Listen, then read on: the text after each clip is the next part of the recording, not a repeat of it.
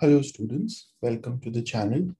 In today's video, we'll do the second passage of the reading section of the May 2021 International SAT paper. This is the history passage and it's a paired passage.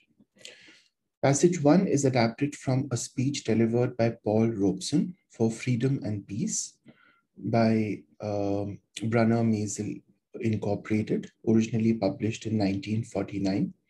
Passage 2 was adapted from a speech delivered in 1949 by Jackie Robinson, Testimony before the House Un-American Activities Committee. Robson, an actor and singer, discusses remarks he made at a peace conference in Paris during a time of high tension between the United States and the Communist Soviet Union, also called Russia. Robinson, a prominent athlete, was called before the House of Representatives to respond to Robson's remarks. So the first author, Paul Robeson, the first passage, he is an actor and singer, and he is discussing the remarks that he made at a peace conference in Paris.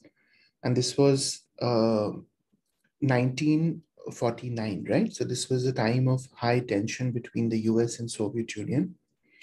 And the second author, Robinson, who is an athlete, he appeared before the House of Representatives to respond to Robson's remarks.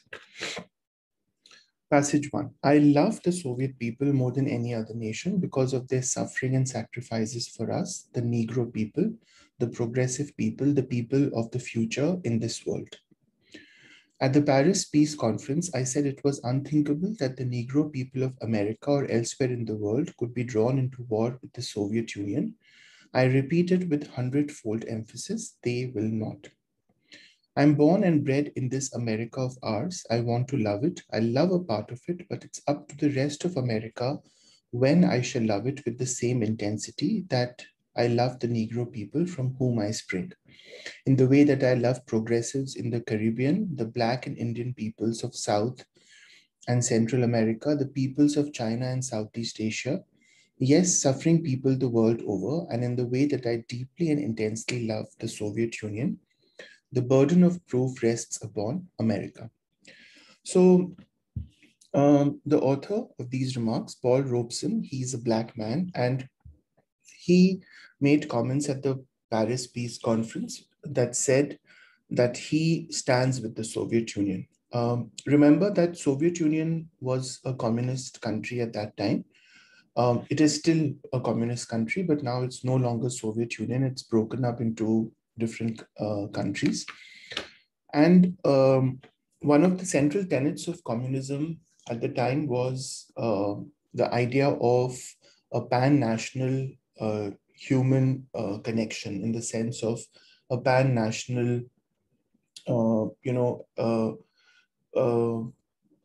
treaties and pan-national identity, right? So the idea was that the identity of a person should not be restricted to the nation that he belongs to. And this is something that Robson brings up here, that he stands with all the oppressed, right? He stands with the oppressed in America, with the oppressed in Africa, in Asia. And he says that I love America, but I love a part of America. And you should also understand that this was before the civil rights movement, right? When Blacks were discriminated against in law, in society. And so this can also be looked upon as a critique of the existent system in the US at the time, when the the Black population did not have the same rights as the whites. Now, these peoples of the Soviet Union, of the new Eastern democracies, of progressive Western Europe, and the representatives of the Chinese people who I met in Prague and Moscow were in great part communists. They were the first to die for our freedom and for the freedom of all mankind. So I'm not afraid of communists. No, far from that. I will defend them as they defended us, the Negro people. But to fulfill our responsibilities as Americans, we must unite, especially we Negro people. We must know our strength. We are the decisive force. That's why they fear us. And if we unite in all our might, this world can fast be changed. Let us create that unity now. And this important historic role of the Negro people, our white allies here must fully comprehend. This means increasing understanding of the Negro, his tremendous struggle, his great contributions, his potential for leadership at all levels in the common task of liberation. It means courage to stand by our side, whatever the consequences, as we, the Negro people, fulfill our historic duty in freedom's struggle. So here he actually brings that aspect of the Black consciousness into discussion by saying that we, the Negro people, have been denied basic rights in America, and we will fight for these rights, and we want our white allies and our white compatriots to stand with us. And because in this fight, the ideals of pan-nationalism, as enshrined in communism, have helped us, we stand with the Soviet Union. So you should understand that when he makes these remarks, while he makes them from the argument of unity for Black people and support for Black people, his remarks could be construed as un-American, which is where the second passage comes in, because at the time, Soviet Union and America were at loggerheads. In fact, this was the beginning of the Cold War, right after the Second World War, and the idea that somebody would support Soviet Union and speak negatively of America was something that was anathema in the US. So, okay, so let's do questions related to the first passage.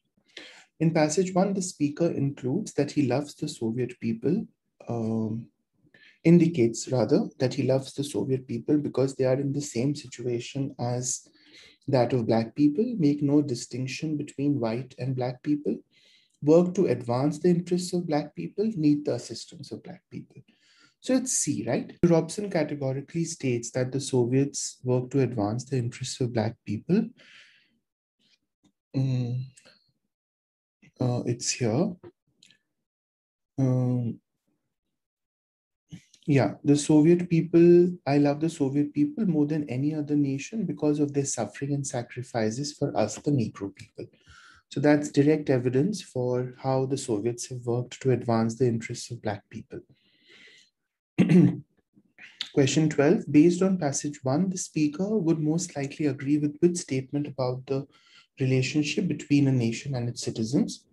A nation depends more on its citizens than its citizens depend on the nation. A nation has the right to require that its citizens fight in its defense. A nation should first and foremost protect its citizens from outside dangers.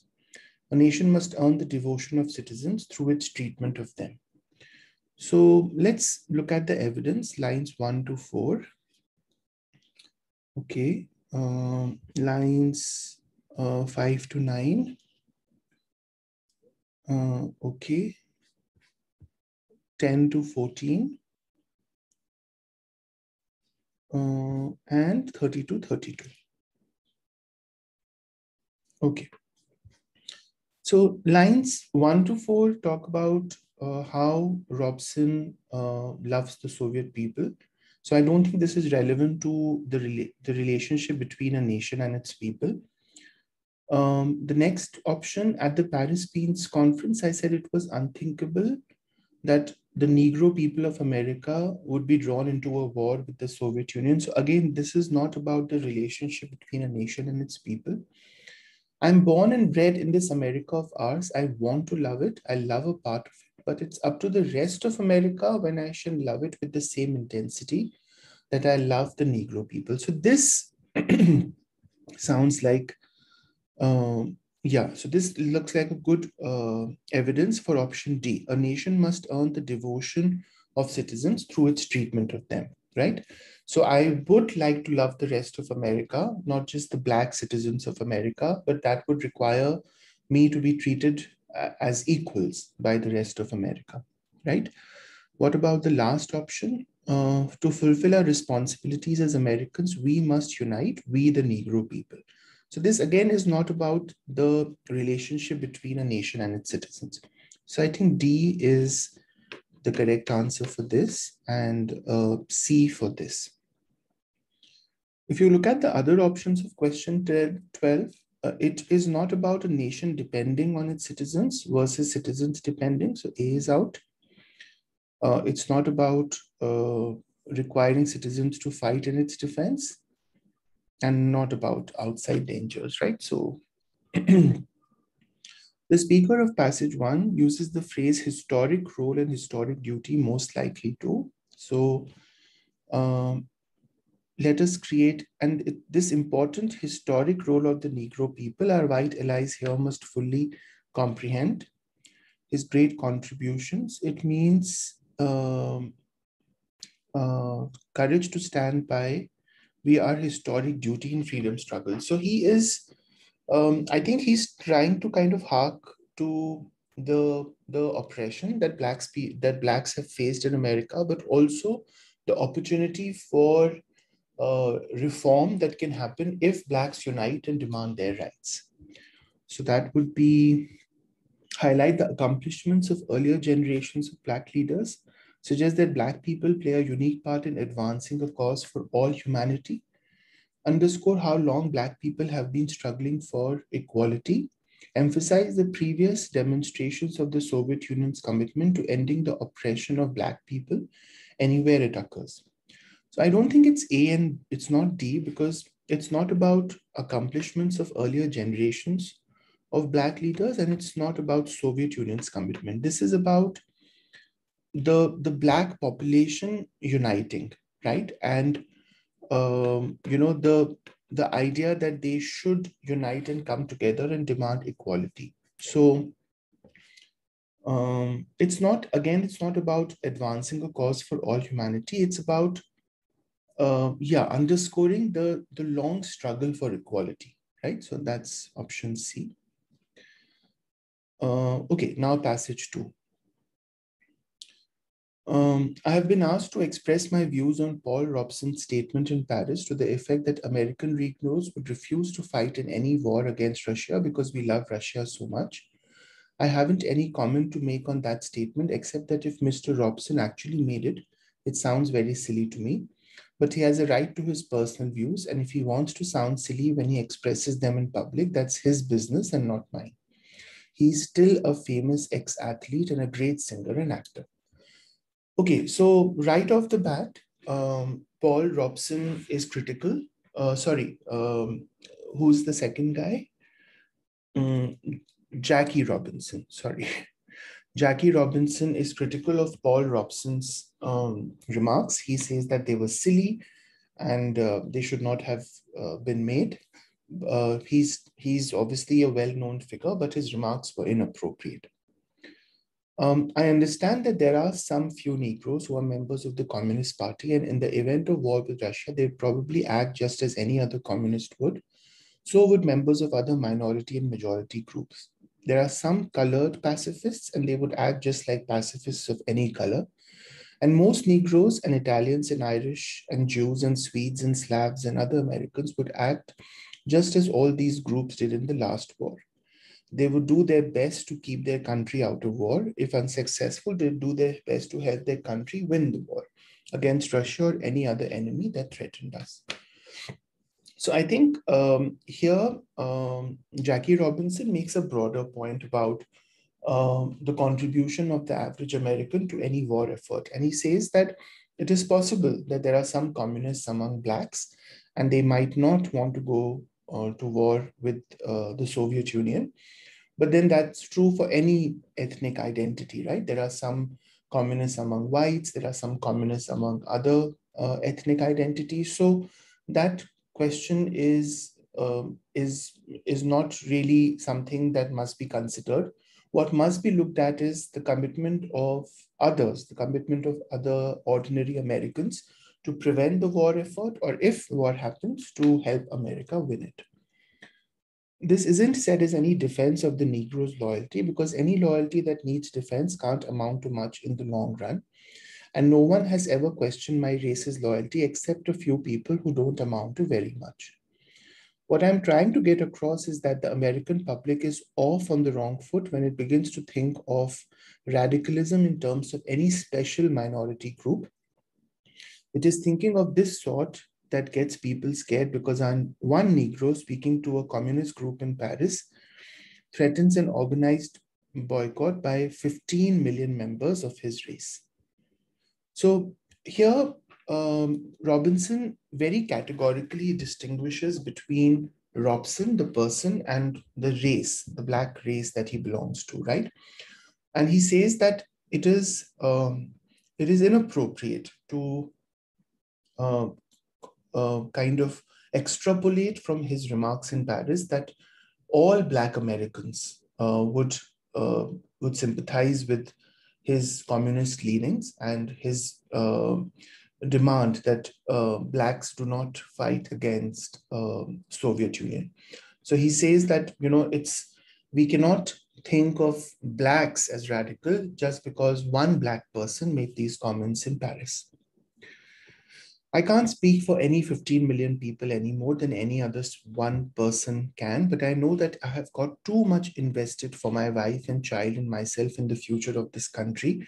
And I and other Americans of many races and faiths have too much invested in our country's welfare for any of us to throw it away. But that doesn't mean that we are going to stop fighting race discrimination in this country until we have got it licked. It means that we are going to fight it all the harder because our stake in the future is so big. So in these two paragraphs, he makes a quick distinction between disagreeing with Robson's comments on, not fighting the Soviet Union and agreeing with the broader struggle for equal rights that Black Americans have been fighting. So he says that I'm invested in this country's future. The Black community is invested in the country's future. So we would do everything we can to help America win in case there is a war with the Soviet Union. But do not misconstrue that commitment to prevent war or to help win a war as any sort of concession on the issue of race discrimination, right? We will continue to fight to make America better, to make America more inclusive. And so on that broader context of race discrimination, Robinson kind of, brings himself in alignment with Robson, even though the methods and the politics of their goals are quite different. Okay, so let's look at question 15, which choice supports the idea that the speaker of passage 2 would agree that a person's political opinions do not necessarily detract from that person's accomplishments. Okay, so that would be this, right? He has a right to his personal views, and if he wants to sound silly when he expresses them, that's his business, but he's still a famous ex-athlete and a great singer. So, so they don't detract from his personal accomplishments. So I would go with lines 50 to 54.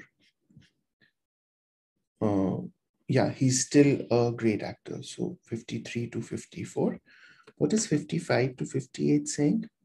Yeah, that's just starting his argument. Okay.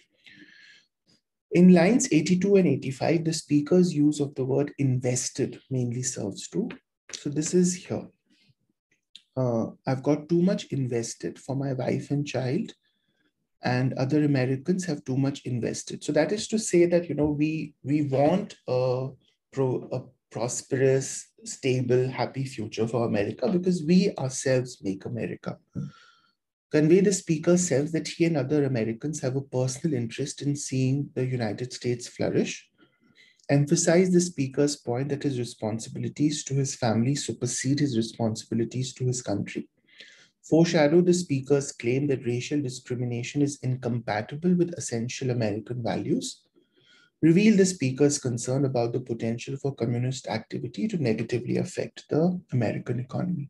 So it's A, right? He is trying to say that he has a personal interest in seeing America flourish because he is invested in the future of his family, just as other Americans of minority and majority ethnic groups are. So the idea of America succeeding is important. And that is why if there was a war, he would support America. He would fight for America's victory. The speaker of passage 1 would most likely regard Black people in the US who acted in the way described in line 64 to 67 as having. So what is 64 to 67 saying? They do their best to keep their country out of war. If unsuccessful, they do their best to help their country win the war. So obviously, this is what Jackie Robinson is saying, and Robson would obviously not agree with it because he does not want Soviet Union to lose. So how would he react? He would, as having failed to understand the great contributions that Black people have made to political progress, as having misrepresented their willingness to suffer negative consequences for their political beliefs, exploited uh, their historic role in humanity's liberation for personal gain, betrayed people who defended them in favor of a country that oppresses them. So I think D, right? Because the idea that the Soviet Union's and any communist country for that matter has supported the struggle for Black rights, that is something which is very specifically brought out in the first passage, right? So Robson would indeed say that this is a betrayal of the people who defended us in support of a country that has oppressed us, the Black people. Based on the passages, the two speakers would most likely agree with which point about the US. Its future depends in part on the elimination of racial discrimination. Its attitude towards racial discrimination has gradually been changing. Its history of racial discrimination has no parallel in other nations. Its rejection of communism is a product of its legacy of racial discrimination. So it's A, right? We know it's A because the second person, Jackie Robinson, does not speak about racial discrimination until the last paragraph, right? He says in the last paragraph, but that doesn't mean that we are going to stop fighting race discrimination. We are going to fight it all the harder because our stake in the future is so big. So the future depends on the elimination of race discrimination. Um, the idea of race being a central argument is the first passage, right? So if you're asked to talk about both speakers agreeing to something, you can actually narrow down on what the second speaker is saying because he refers to race only towards the end, right? So A is the best answer. One way in which the speaker of passage 2 responds to the claim made by the speaker of passage 1 regarding the attitude of Black people in the US towards war with the Soviet Union is by citing several examples of Black people in the US who hold views contrary to those of the speaker of passage 1, arguing that the speaker of passage 1 has exaggerated the views of Black people in the US for rhetorical effect, implying that the speaker of passage 1 cannot know or represent the views of Black people in the US in general, suggesting that Black people in the US have already demonstrated their attitude towards the Soviet Union in ways ignored by the speaker of passage 1. So I like C because Robinson says here, right, that what I'm trying to get across is that the American public is off on the wrong foot when it begins to think of radicalism in terms of any special minority group, right? It's thinking of this sort that gets people scared because one Negro speaking to a communist group in Paris threatens an organized boycott by 15 million members of his race. I can't speak for any 15 million people any more than any other one person can, right? So he's very clear that the speaker of the first passage, Robson, cannot represent the views of Black people in general. So C. Is this evidence-based? No. An important difference in how the speakers of the two passages present themselves is that the speaker of passage 1 expresses his deep affinity for the Soviet Union, while the speaker of passage 2 primarily defines himself in opposition to the ideology of the Soviet Union. The speaker of passage 1 aligns himself with a worldwide community of people with similar aims, while the speaker of passage 2 emphasizes his commitment to the US. Okay, so just keeping these two options open for now. The speaker of passage 1 identifies himself as a patriot who hopes to see his country correct its faults, while the speaker of passage 2 presents himself as defending his country against any criticism. So this obviously is not correct, because even Robinson he says that America needs to correct its racial legacy, right? So he is open to criticism of America. And the speaker of passage 1 suggests that he speaks for all oppressed peoples, while the speaker of passage 2 describes himself as speaking only for Black people in the US. Okay, so this is a good question because some of the options are not as clear-cut in terms of wrong and right. So does Robinson define himself in opposition to the ideology? I don't think so, right? So he doesn't say that I am personally opposed to communism. He presents it as a general comment on how some people are communists and some are not, right? So I don't think the central thrust of his passage is a critique of communism. So I don't think option A is the right answer because he doesn't present himself in opposition to that ideology. Okay, it is true that Robson aligns himself with a worldwide community of people with similar aims, because he talks about, he says here that, that we are together, the people of Soviet Union, the Eastern democracies, progressive Western Europe, Chinese. So he does present himself as that, while Robinson is interested in commitment to the US. Okay. Yes, I think that's a good point, because he's not looking at a worldwide pan-national identity. He's saying that I'm deeply invested in America's future. So I like this. Okay, option D suggests that he speaks for all oppressed peoples. I don't think that's true, right? Because Robson is interested in the future of Blacks, right? Not all oppressed people. Yeah, so I don't think D is true.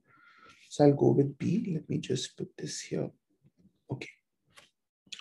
So let's grade this from question 11 to 20.